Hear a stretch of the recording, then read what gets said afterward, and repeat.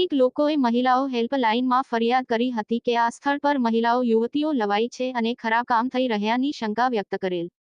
ત્યારબાદ મહિલા હેલ્પલાઇન દ્વારા સ્થાનિક પોલીસને જાણ કરી હતી. સ્થાનિક પોલીસે ટીમ બનાવી ડમી ગ્રાહક મોકલી દરોડો પાડ્યો હતો. રેડ દરમિયાન ગ્રાહકો, મહિલાઓ, લલનાઓ, મહિલા સંચાલક અને મેનેજરની ધરપકડ કરી પોલીસ સ્ટેશન લઈ જઈ કાયદેસર કાર્યવાહી કરી હતી.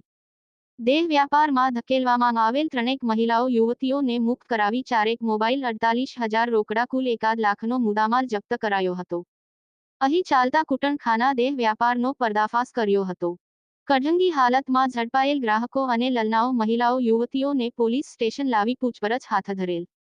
મળતી વિગત મુજબ સુરત શહેરના વરાસા માતાવાડી વિસ્તારમાં ધાર્મિક મંદિર નજીક લલનાઓ લાવી દેહ વ્યાપાર ચાલે છે ની ફરિયાદ મળતા વરાસા પોલીસ જવાનો મહિલા પોલીસ ટીમે બનાવી ડમી ગ્રાહક મોકલી રેડ પાડી હતી. યૌન શોષણનો ભાગ બનનાર દેહ વ્યાપારમાં ધકેલાયેલી 3 મહિલા યુવતીઓને મુક્ત કરાવી હતી.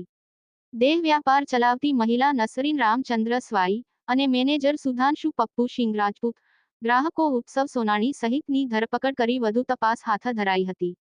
થોડા સમય અગાઉ ભરૂચમાં પણ મોટા પાયે કૂટણખાનું ઝડપાયું હતું અને દેહ વ્યાપાર ચલાવતી સંચાલક અને લલનાઓની ધરપકડ કરાઈ હતી. રિપોર્ટ કમલેશ ઢાપા.